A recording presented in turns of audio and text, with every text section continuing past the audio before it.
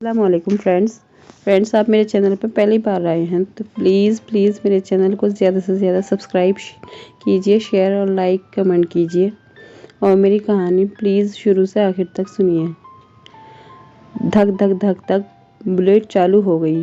सतीश काफ़ी देर से परेशान था कि ये चालू क्यों नहीं हो रही है। पिछले हफ्ते में ही तो इसका सर्विसिंग किया था। बाइक जैसे ही चालू हो गई उसमें थोड़ी सी हिम्मत और बढ़ गई। सुनसान जंगल और रास्ता खराब, उसमें किसी का साथ न होना, लेकिन गाड़ी की आवाज़ ने मन से डर की जगह नहीं बनती। लगता है कि कोई साथ में है। रास्ता दोनों तरफ से जंगल और बहुत ज़्यादा टर्निंग, उसकी वजह से गाड़ी चलाना मुश्किल हो रहा था। अब सतीश गाड़ी चला के थक चुका था और थोड़ी देर कहीं आराम करना चाहता था, लेकिन यहाँ कोई चाय की टपरी या ढाबा भी नहीं था जहाँ थोड़ा रुक के फिर आगे का रास्ता पूरा किया जाए। ऐसा सोचते ही जैसे भगवान ने उसकी सुन ली। सामने एक मोड़ पे छोटा सा ढाबा दिखा। सतीश ने सोचा क्यों ना आराम से चाय पी जाए और बिस्कुट खाए जाए। वो सामने जाकर गाड़ी पार्क करता है और ढाबे के अंदर जाता है। ढाबा बहुत पुराना था। यहाँ वहाँ जलने की कालिख लगी थी, शायद जो चूल्हा जलता है उसकी थी। टूटे से लकड़ी के टेबल थे, छोटा सा दिया जल रहा था। उसकी रोशनी में सतीश ने बैठने की जगह ढूंढी। लाइट नहीं थी, वैसे जंगल में कहाँ से होगी लाइट। ऐसे ही अपने मन में वह खुद से बातें कर रहा था। बोलो साहब, क्या लोगे? एक बूढ़ा आदमी सतीश के पास आकर पूछता है। चाय मिलेगी? सतीश जोर देते हुए बोलता है। वह बूढ़ा चाय लाने के लिए अंदर चला जाता है। तभी सतीश ने साथ में लाए बिस्कुट अपनी बैग से निकालकर टेबल पर रख दिए। बूढ़ा चाय लेकर आया और सतीश ने बिस्कुट खत्म किए और अब बिल देने काउंटर के पास गया।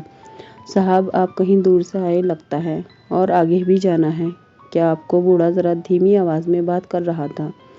हाँ, वैसे मुझे आगे और शहर तक जाना है। शायद सुबह हो जाए कि पहुँचते, इसलिए यहाँ रुक के चाय पीने का सोचा था। वैसे चाय अच्छी थी। सतीश ने बूढ़े बाबा की थोड़ी तारीफ की। ये तो मेरा रोज़ का काम है साहब, लेकिन आप आगे का सफ़र इतनी रात को अकेले मत करना साहब। बूढ़ा ज़रा सहम कर बोला। क्यों, क्या हुआ? कोई जंगली जानवर है क्या जंगल में, या कोई आदमखोर शेर? सतीश ने सहजता से पूछा। नहीं साहब, उससे भी बुरा है और भयानक। सामने जंगल में एक मोड़ पे सब कहते हैं कि वहाँ कोई है जो लोगों को अचानक गायब करता है और उसके बाद मार डालता है। जंगल के उस पेड़ पे कभी रामदास का ढाबा हुआ करता था साहब। एक बार वो अपना ढाबा बंद कर रहा था कि अचानक एक बड़ा सा ट्रक उसके ढाबे में घुस गया और ढाबे को वो ट्रक धू धू करके जलने लगे। रामदास और ट्रक ड्राइवर और उसका साथी तीनों की वहीं मौत हो गई। ढाबा जलकर राख हो गया। उसके मरे हुए कई साल हो चुके थे। वहाँ कोई ढाबा नहीं है साहब, लेकिन रात को जाने वाले को वो चाय पे रुकने को बोलता है और बाद में उनकी लाश वहीं पहाड़ी में कहीं मिलती है। दूसरे दिन बूढ़ा कहानी बता रहा था। कुछ भी ना, आप भी। आजकल कहाँ भूत प्रेत पे यकीन करता है कोई। दुनिया चांद पर पहुँच गई है। आपको यहाँ ढाबे पे कैसा पता चलेगा? बाहर निकलो तो पता चलेगा। सतीश ने उनको थोड़ा ज्ञान दिया। नहीं साहब, आप मेरे लड़के की उम्र के हो इसलिए बता रहा हूँ।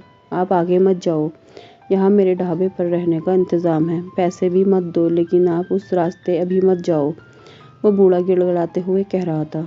सतीश मन में सोचने लगा कि यह बूढ़े की एक्स्ट्रा पैसे कमाने की चाल लग रही है। वो आगे बोला, नहीं, मुझे नहीं रुकना।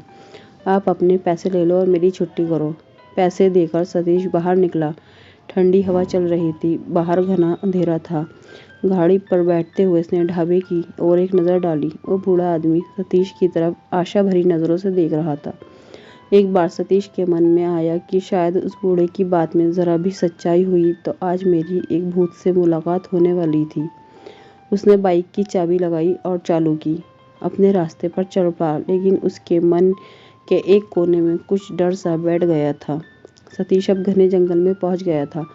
रास्ता खराब था, इसलिए गाड़ी ज़रा धीरे चला रहा था। उसको लगा कि सामने कोई रोड पर बैठा है। वो चौंक गया। डर ने जैसे उसके मन में कब्जा कर लिया था। धड़कनें तेज़ हो चुकी थी। ठंडी हवा में भी उसको पसीना आने लगा। लेकिन ये क्या, वो सफ़ेद कपड़ों में जो बैठा था वो उसकी तरफ ही आ रहा था। सतीश ने अपनी गाड़ी स्टैंड पर लगाई और भागने की तैयारी करने लगा। अचानक सामने से आवाज़ आई, भाई साहब। सतीश रुक गया। उसका डर थोड़ा कम हो गया। वो सफ़ेद कपड़ों में एक 25-30 साल का लड़का था। उसके कपड़ों पे खून के दाग थे। कपड़े कई जगह से फट चुके थे। वो सामने आया और बात करने लगा। मेरी बाइक का एक्सीडेंट हो गया है। अंधेरे में देख नहीं पाया और सीधा जाकर मैं गड्ढे में गिर गया। मुझे बहुत चोट आई है। क्या आप मुझे शहर तक पहुंचा सकते हैं? सतीश गाड़ी से उतरकर सामने देखने लगा। उसकी बाइक नीचे गिर चुकी थी। वो बहुत पुरानी बाइक लग रही थी। नंबर प्लेट भी नहीं था। आग में जैसे झुलसती हुई हो वैसी लग रही थी। सतीश को उस पर तरस आया। सोचा कि चलो एक पार्टनर मिल जाएगा तो डर लगने की कोई बात ही नहीं होगी। सतीश ने उसको अपनी गाड़ी पर बिठाया। दोनों शहर की तरफ चल दिए। सतीश ने पूछा, तुम्हारा नाम क्या है? क्या काम करते हो?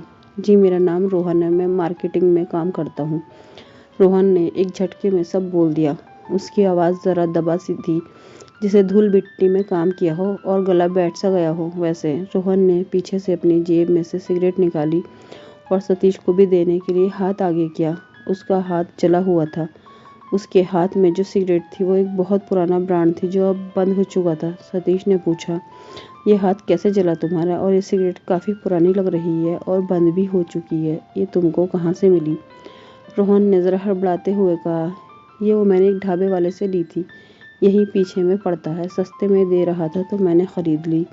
सतीश ने फिर से सवाल किया, ये जो तुम्हारी बाइक थी काफ़ी पुरानी लग रही थी, सच में चल रही थी या कहीं से ऐसे ही उठाई और लेकर भाग आए हो? सही सही बताओ। रोहन अब थोड़ा हिम्मत जुटा के बोल रहा था, अरे नहीं भाई, वो मेरी ही है। थोड़ी पुरानी है लेकिन अच्छी चलती थी। अब सतीश ज़रा चुप हो गया और अंधेरे में रास्ता देखकर गाड़ी चलाने लगा। उसके मन में अचानक आया कि रोहन की गाड़ी जैसे लग रही थी वह कितने सालों से वहाँ पड़ी है। वो अभी चलने वाली बाइक तो नहीं लग रही थी। उसके हाथ में सालों पुराना सिगरेट का ब्रांड था पैकेट था। उसको कहाँ से मिला होगा? और वो पिछले ढाबे की बात कर रहा था तो किस ढाबे की बात कर रहा था? कुछ सोचकर सतीश के मन में एकदम से एक भयंकर तरह का डर की तस्वीर सामने आई। कहीं उसने किसी भूत को तो नहीं बिठाया अपने पीछे? वो एकदम से ठंडा पड़ गया और धीरे से उसने पीछे मुड़कर देखना चाहा। पीछे रोहन बैठा था। सतीश ने गाड़ी रोकी और यूरिन के लिए कह के उतर गया। जैसे वो गाड़ी की तरफ मुड़ा, उसके मुंह से चीख निकल गई। वो बहुत डर गया। रोहन के पैर देखे तो उल्टे थे, लेकिन ऊपर देखा तो रोहन उल्टा बैठा था। सतीश की जान में जान आई। उसने रोहन को डांटा, तुम्हारा दिमाग तो सही है। मैं कितना डर गया था तुम्हारे पैर उल्टे देखकर। तुम उल्टे क्यों बैठे हो? रोहन ने माफ़ी मांगी। अरे भाई माफ़ कर दो, मैं पीछे से कोई आ रहा था ये देखने की कोशिश कर रहा था। इतने में तुम आ गए। तुम भूतों से डरते हो क्या? क्यों, तुम्हें डर नहीं लगता? सतीश ने जवाब देते हुए गाड़ी चालू की। दोनों बैठ गए। रोहन को चुपके से देख के लग तो रहा था कि सब कुछ ठीक है। सतीश में थोड़ी हिम्मत आ गई। अब वो धीरे धीरे रोहन से बातें करने लगा। रोहन, तुम हमेशा इस रास्ते से गुजरते हो, तुम्हें कभी वो भूतों से मुलाकात नहीं हुई?